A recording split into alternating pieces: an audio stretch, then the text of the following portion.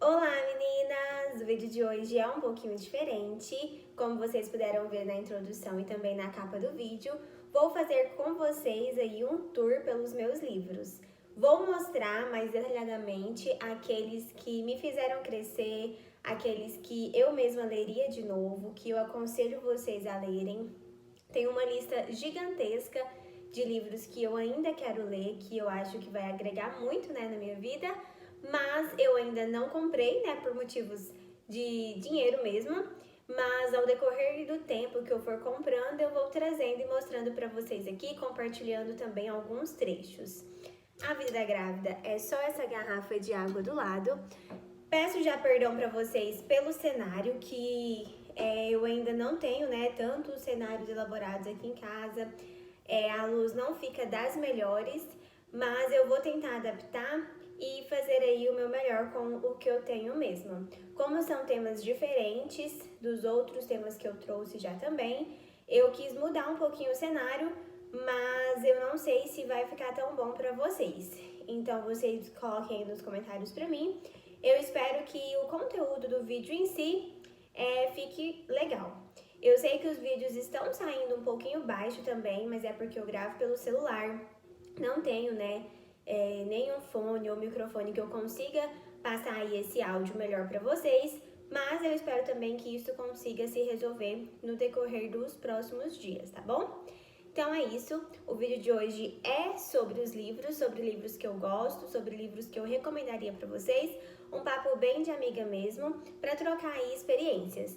E já para adiantar, né, eu quero pedir para vocês também dicas de livros que vocês leram e vocês acham que são, assim, essencial para a vida, tá bom?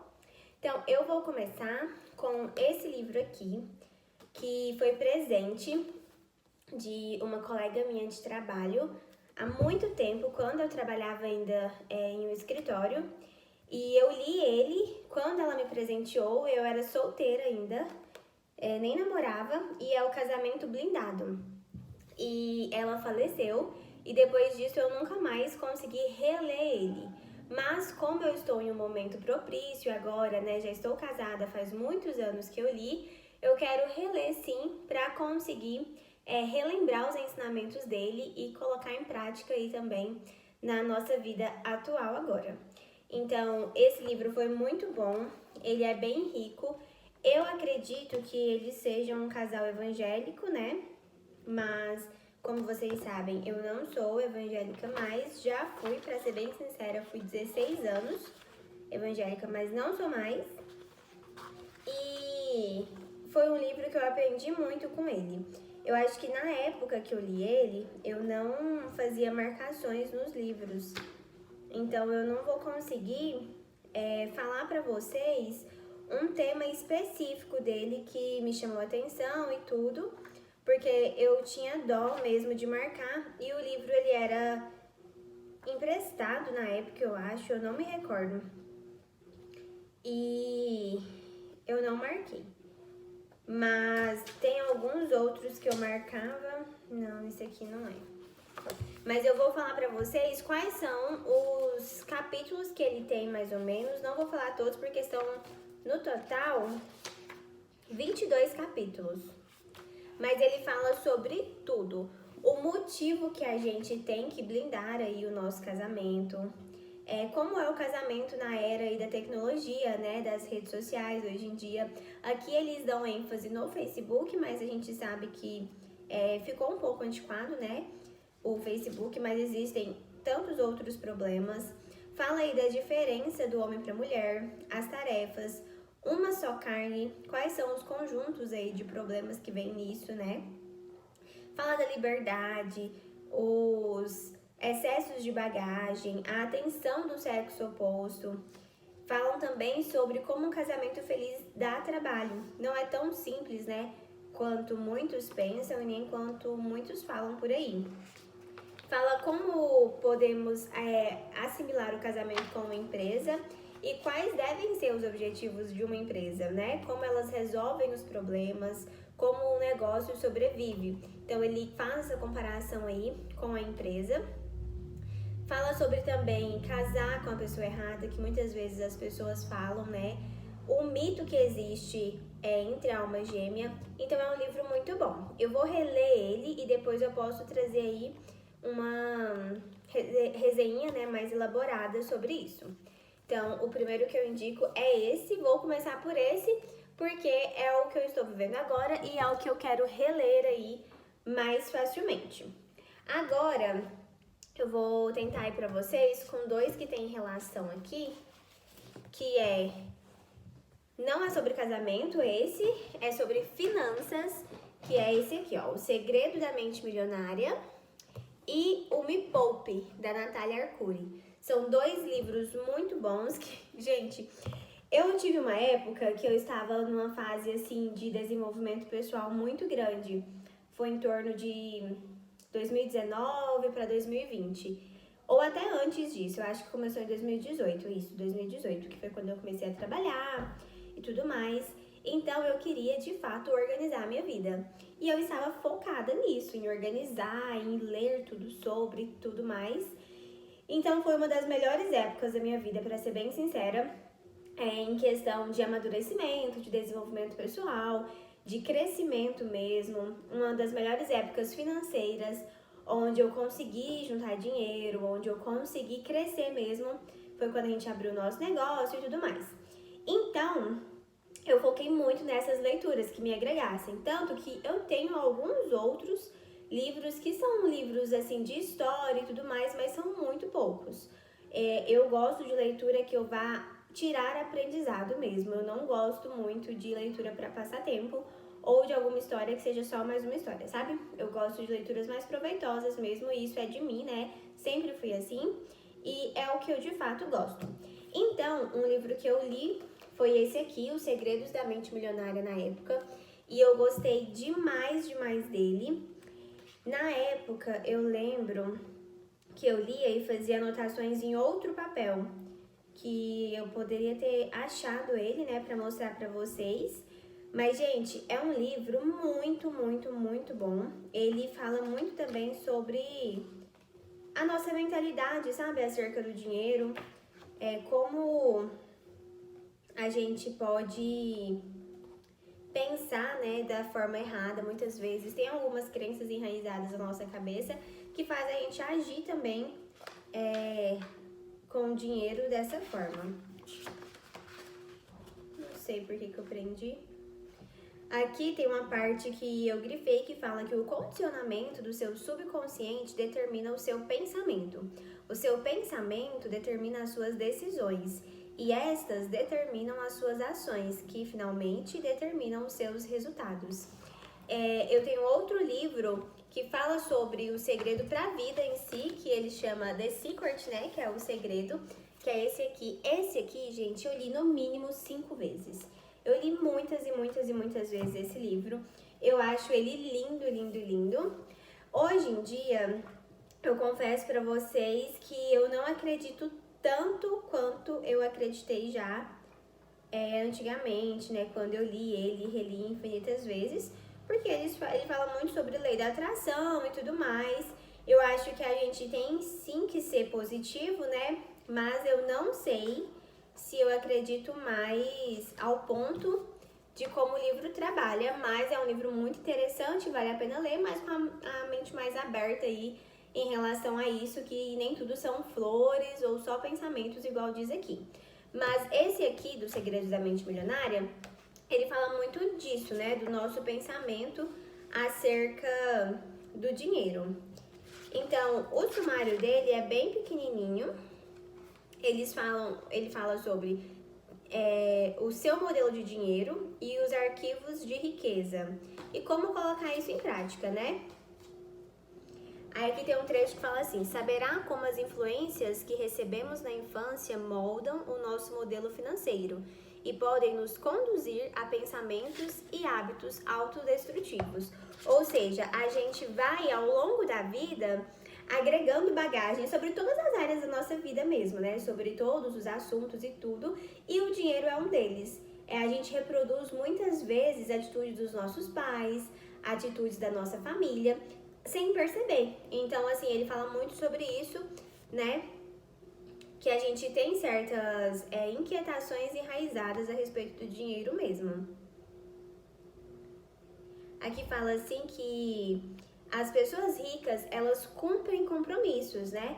E isso é um dos grandes defeitos da gente que está em busca aí de amadurecimento, de uma estabilidade financeira, porque a gente tem dificuldade até mesmo com isso. Então, são pequenas dificuldades que geram um todo, né? Então, esse é um livro também que eu quero reler para trazer melhor para vocês. E é mais uma das minhas dicas. Se você já leu, coloca aí nos comentários as lições que você tirou dele. Se você nunca leu, é um livro que tá na dica aí para vocês lerem também. O Me Poupe, da Natália Arcuri, é muito bom. A Natália Arcuri tem um canal aqui no YouTube. Provavelmente vocês já conhecem, vocês já viram também, né? Esse livro aqui dela, ele fala sobre várias coisas e ele tem parte de responder também. Eu depois vou até olhar o que eu respondi na época. Olha aqui, esse aqui eu li em 2019. 23 de abril de 2019. Tá escrito aqui. Então, ele tem vários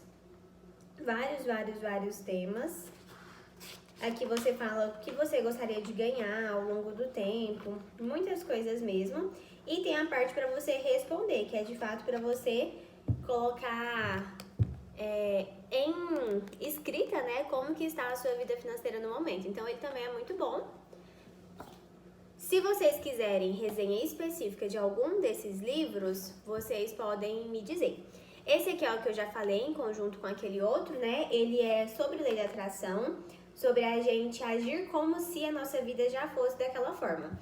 No livro tem até um exemplo que se você quer um filho, por exemplo, você tem que agir como se a sua vida já tivesse à espera daquela criança, sabe? Tem que ter um quartinho ali pra ele, tem que ter várias coisas. Então, assim, é bem mais embaixo, eu não sei até que ponto eu acredito. Se você já leu, você coloca aí pra mim nos comentários, tá bom?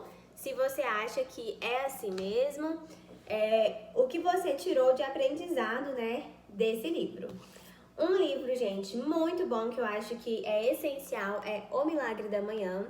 Eu quero reler ele também, que igual eu estou falando, a maioria desses livros eu li nessa época aí de autoconhecimento e tem os que eu li mais recentemente. Eu vou falar desses mais antigos primeiro, para ir em ordem cronológica mesmo.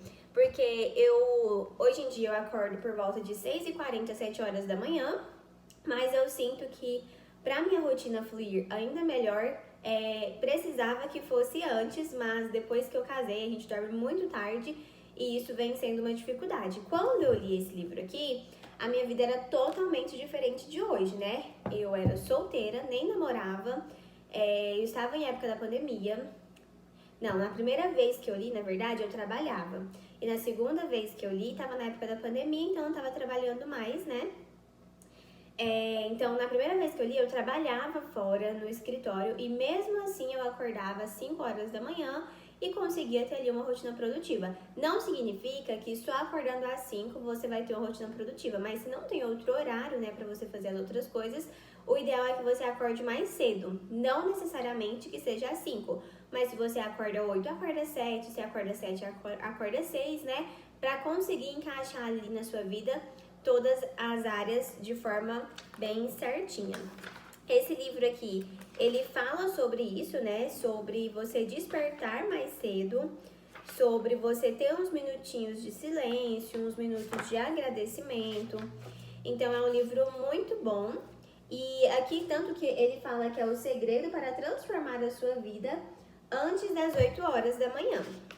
Porque ele acredita nisso, né? Do milagre da manhã mesmo, como diz o nome. Então, ele conta algumas histórias de sucesso no início do livro. Eu quero ler ele novamente, não necessariamente para acordar às 5. Se for necessário, sim. Se não for necessário, não é isso que eu quero. Mas eu quero reler para entender como encaixar a minha vida no tempo que eu tenho mesmo, sabe? Então, fala sobre alguns resultados que são possíveis ter de manhã, mesmo que seja em 6 minutinhos. Qual foi a origem, né, desse milagre da manhã? por que você acordou esta manhã, o desafio do milagre da manhã para mudança de vida. Então, nesse livro aqui, tem um desafio para você mudar a sua vida em 30 dias. É basicamente você fazer um propósito aí de cumprir 30 dias aí desse milagre da manhã. Que eu li também nessas épocas anteriores aí, nos anos anteriores, né, de 2018 para 2019, entra também esse aqui, que é as 5 linguagens do amor. Esse eu ganhei de presente no meu aniversário de 20 anos, então eu li ele em 2020. É um livro muito bom também, ele fala sobre as 5 linguagens do amor, né, e sobre a importância de você manter o tanque do outro cheio. Então, assim, cada pessoa tem em evidência uma linguagem do amor mais específica. E as linguagens são palavras de afirmação, tempo de qualidade, presentes, atos de serviço e toque físico. Então, você tem a sua linguagem primária, aquela que você se sente mais amado quando você recebe carinho daquela forma. Então, vamos supor, se eu sou presentes e você passa a vida inteira me falando somente coisas bonitas e às vezes na prática ali você não faz um gesto de carinho, né, que seja uma florzinha arrancada para me dar de presente, alguma coisa assim, acaba que meu tanque tá vazio, porque aquela não é a minha linguagem do amor primária, né? Então, o livro é sobre isso. Eu acho um ponto muito legal também, mas, por outro lado, eu acredito que a gente tem que tentar sempre manter as 5 linguagens do amor aí equilibradas, sempre ser, né, mais possível assim mesmo, encher todos os tanques, ao invés de focar só no primário. Porque se a gente trabalha todos, é mais fácil do que ficar o tempo inteiro tentando só em um. Só que vamos supor, se um está mais vazio, a gente tem que tentar encher mais aquilo que é a linguagem do amor da outra pessoa.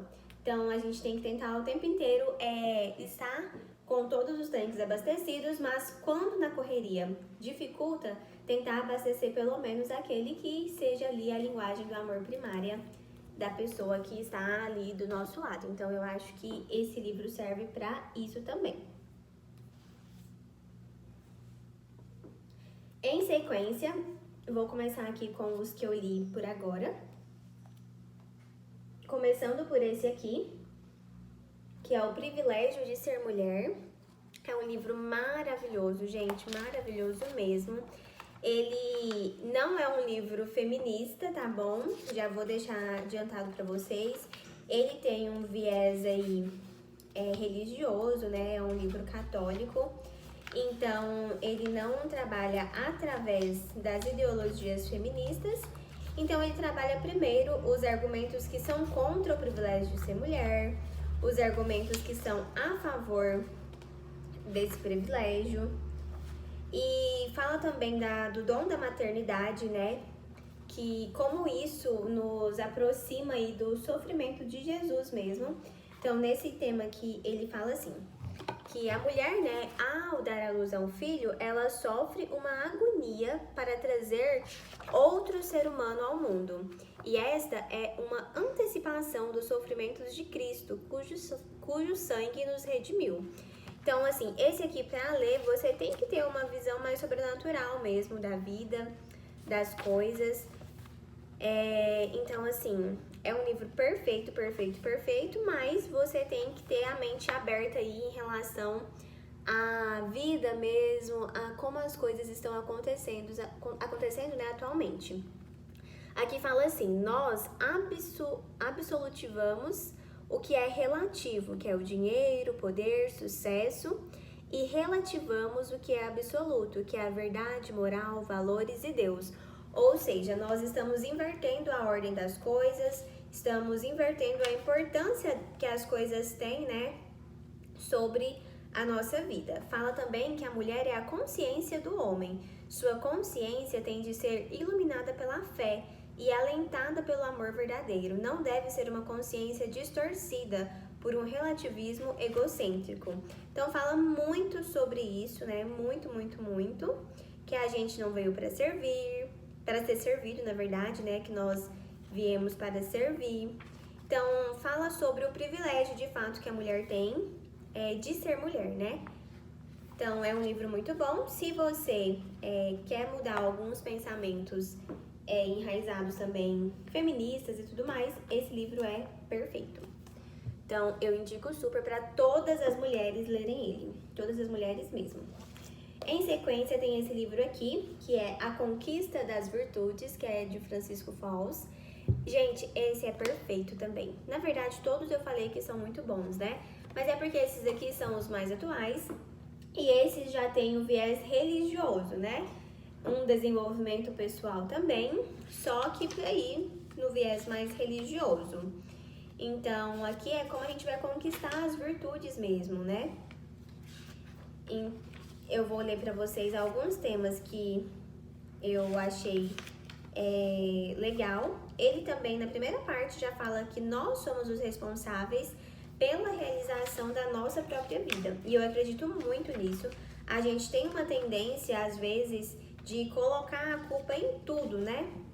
Em tudo, e nunca assumir a responsabilidade de fato pelo que nós fazemos.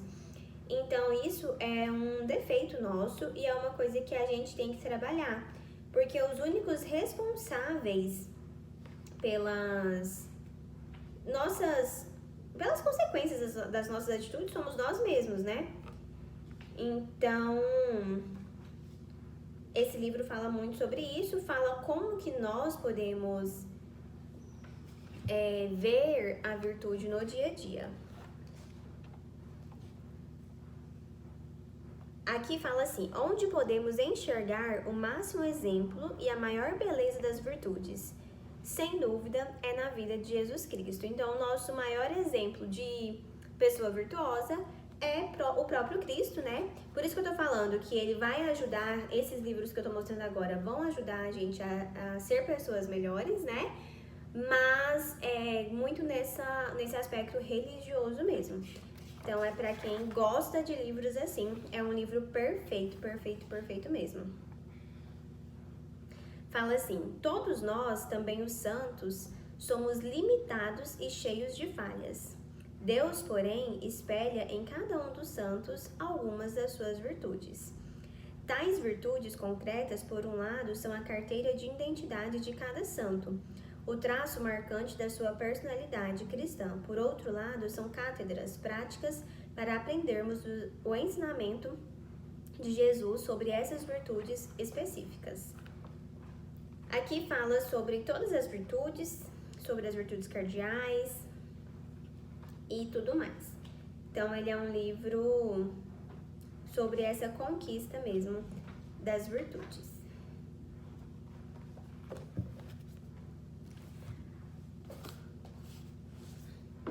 Esse aqui também de Francisco Falls, Tornar a Vida Amável, foi um livro que eu gostei bastante também. Ele fala muito sobre isso, né, da gente tornar a vida amável. Então, ele começa falando sobre a compreensão, de como é importante a gente compreender os outros para que, de fato, a gente torne a vida mais leve.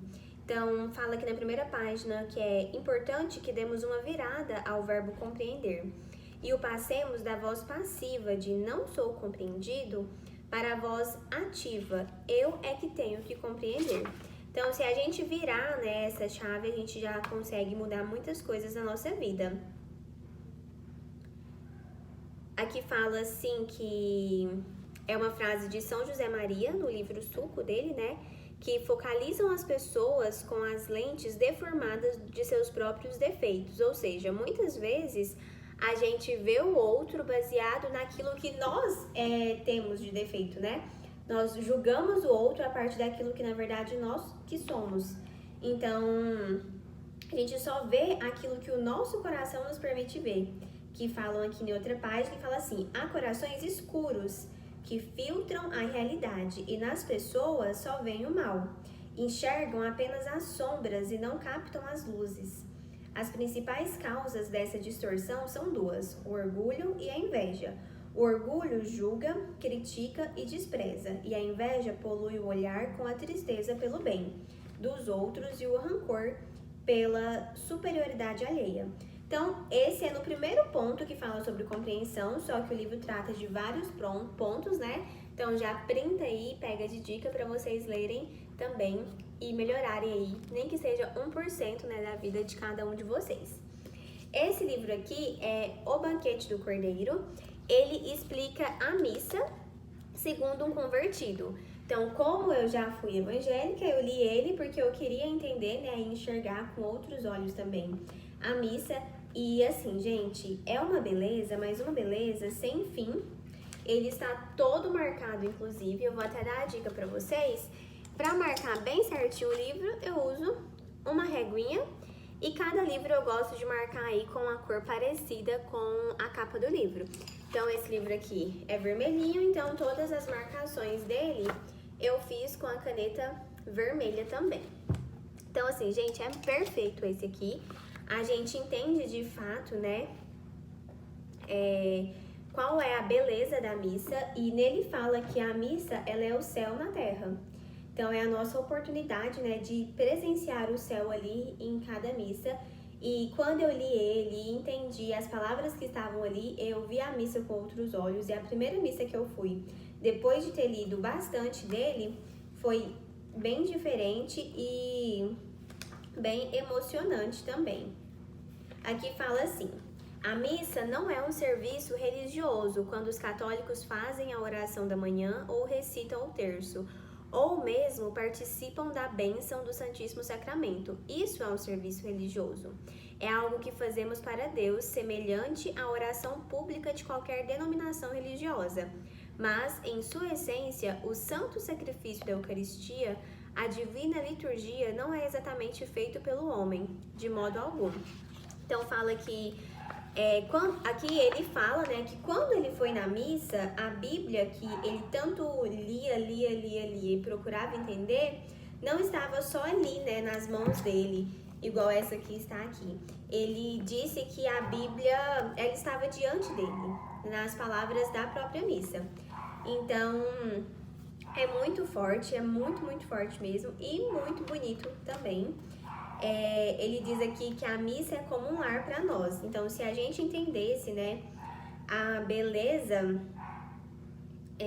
da missa, a gente enxergaria ela de outra forma. E eu, como vinda de outra religião, né, eu falo até para as minhas amigas próximas que eu enxergo, parece que a igreja é totalmente diferente das pessoas que já nasceram na igreja.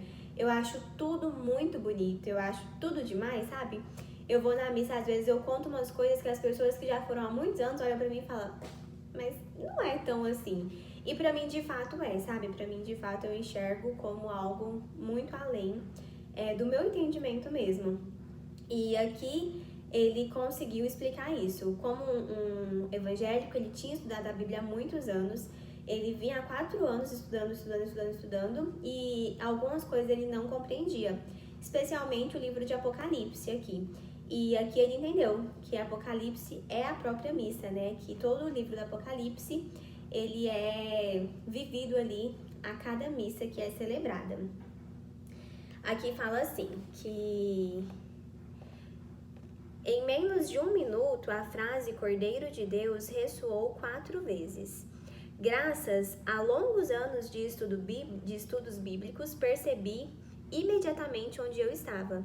Estava no livro do Apocalipse, ou seja, fala que na missa, né, ele estava dentro do livro do Apocalipse, no qual Jesus é chamado Cordeiro, nada menos que 28 vezes em 22 capítulos. Estava na festa de núpcias que João descreve no final do último livro da Bíblia. Estava diante do trono do céu, onde Jesus é saudado para sempre como Cordeiro.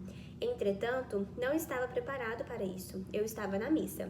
E aqui ele fala que ele foi na missa para entender, assim como ele tinha ido em outras religiões também, para compreender aí, que ele estava perdido, né? Ele estava estudando a Bíblia, estudando, e não estava compreendendo ali o que estava acontecendo. E ele disse que ele foi na missa como um evangélico, né? Todo mundo sabe que a gente anda com a Bíblia assim pra cima e pra baixo. Ele foi na missa com a Bíblia do lado, né? Sentou no último banco, porque era meio que pra entender que ele não fazia parte dali.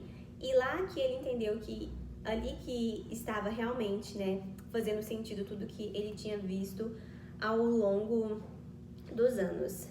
Então, aqui ele fala assim, ó: Ei, pessoal, quero lhe mostrar onde vocês estão no livro do Apocalipse. Consulte o capítulo 4, versículo 8. Agora mesmo vocês estão no céu. Então, ele passa o livro inteiro falando, né, que a missa é o céu aqui na Terra. Então, é muito bom, muito bom, muito bom. Se vocês têm dúvidas sobre esses assuntos, não só para quem é convertido, né, de uma religião para a católica, mas até mesmo para quem nasceu na Igreja Católica, eu recomendo demais, demais, demais esse livro. Esse livro, ele interpreta cada parte da missa com uma visão sobrenatural mesmo, sabe? Então, eu sou apaixonada nele. Gente, eu fiz tanta marcação, tanta marcação, tanta marcação, que não daria pra eu citar aqui todas, sabe? Mas eu vou citar pra vocês só mais essa aqui, pra vocês entenderem que até o Pai Nosso, que nós rezamos aí em todas as religiões, né? Que é uma oração universal, tem a explicação dele aqui dentro, né, da Igreja Católica. Ele coloca aqui que, em seguida, a oração eucarística, rezamos o Pai Nosso, a oração que Jesus nos ensinou. Nós a encontramos nas antigas liturgias e ele deve ter um sentido mais fecundo para nós no contexto da missa, e em especial no contexto da missa como céu na terra. Renovamos nosso batismo como filhos de Deus que chamamos Pai Nosso. Tendo levantado o coração para o alto, estamos agora no céu com ele. Ao celebrar a missa, santificamos seu nome. Ao unir nosso sacrifício com o eterno sacrifício de Jesus, vemos feita a vontade de Deus, assim na terra como no céu. Temos diante de nós Jesus, o pão nosso de cada dia. E este pão vai perdoar nossas ofensas, porque a Sagrada Comunhão apaga todos os pecados veniais. Conhecemos, portanto, a misericórdia, e por isso mostraremos misericórdia, ao perdoar os que nos ofenderam. E pela Sagrada Comunhão obteremos nova força para vencer as tentações e o mal. A missa realiza perfeitamente o Pai Nosso, palavra por palavra. Então é isso, eu vou terminar esse livro aqui com essa explicação e para dar um gostinho aí em vocês de ler ele também. É muito, muito, muito, muito bom. Esse aqui eu ganhei faz esses dias, é uma exortação aí apostólica pós-sinodal, Amoris Laetitia, eu acho que fala, sobre o amor na família, do Papa Francisco. Então, esse aqui eu li poucas páginas, mas é uma leitura muito profunda, sabe? Que nos ensina muito também. Então, esse aqui eu teria que ler mais para falar com vocês sobre ele. Esse aqui é o meu queridinho, eu sou apaixonada nesse livro. A imagem tá bem escura para vocês dele, mas é O Caminho, de São José Maria Escrivá. Ele é um livro bem pequenininho, ó, vocês podem ver. Tamanho da minha mão, você consegue carregar para cima e para baixo. E, na verdade, ele não é uma leitura contínua. Ele tem tópicos, eu vou mostrar para vocês, ó. Tá vendo? Tem os numerozinhos e os tópicos. Aí aqui ele fala sobre direção espiritual, sobre casamento, sobre a presença de Deus, o amor de Deus, a Santa Missa, sobre a luta interior, tipo assim, vários temas da nossa vida que às vezes a gente tá procurando um tópico, ele fala, sabe? E assim, esse é aquele livro que vai puxar de fato a sua orelha, sabe? Que vai te fazer acordar pra vida. No tópico 4, ele fala assim: não digas eu sou assim, são coisas do meu caráter. São coisas da tua falta de caráter. Ser homem. No 5 fala: acostuma-te a dizer que não. Aí tem vários outros que falam sobre várias coisas, sabe? No 15 ele fala: não deixes o teu trabalho para amanhã. Ele tem um sobre o minuto heróico também, que fala que a gente tem que despertar assim que o telefone toca, sabe? Que aquele lá é o nosso primeiro ato de santificação do dia. No 19 ele fala assim: vontade é uma característica muito importante. Não desprezes as pequenas coisas, porque através do contínuo exercício de negar e te negares a ti próprio nessas coisas, que nunca são futilidades nem ninharias, fortalecerás, virilizarás com a graça de Deus a tua vontade, para seres, em primeiro lugar, inteiro senhor de ti mesmo, e depois guia, chefe, líder, que prendas, que empurres, que arrastes com o teu exemplo e com a tua palavra e com a tua ciência e com o teu império. Aí aqui também fala assim, ó, se o teu caráter e o caráter dos que convivem contigo fossem adocicados e moles como gelatina, não te santificarias.